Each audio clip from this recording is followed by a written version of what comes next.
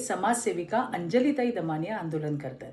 त्यांना विरोध करत समाज माध्यमांवर काही समाजकंटक अगदी पातळी सोडून अंजलीताईंवर टीका करतात. याचा एक स्त्री म्हणून मला अत्यंत त्रास होतो, कारण मी सुद्धा या सगळ्यातून गेलीये आणि जातीये. मला कल्पना आहे की या सर्व गोष्टींचा किती मानसिक त्रास होतो. त्यामुळे कोणत्याही स्त्रीवर होणारी खालच्या पातळीची टीका आम्ही सहन करणार नाही. म्हणूनच आज गुन्हे विभागाच्या सहपोलीस आयुक्तांना जाऊन मी भेटले.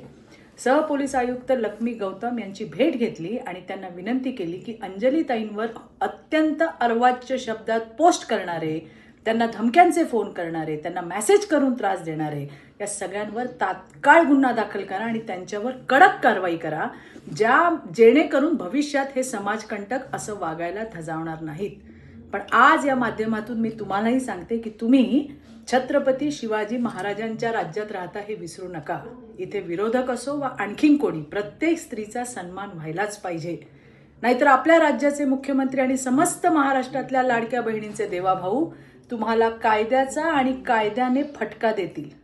त्यांच्यासाठी त्यांच्या प्रत्येक बहिणीची, प्रत्येक लेकी बाळीची अब्रू महत्वाची आहे. त्यामुळेच मी देवाभाऊंच्या समस्त बहिणींच्या वतीने सांगते, कायद्यात राहाल तर फायद्यात राहाल. धन्यवाद.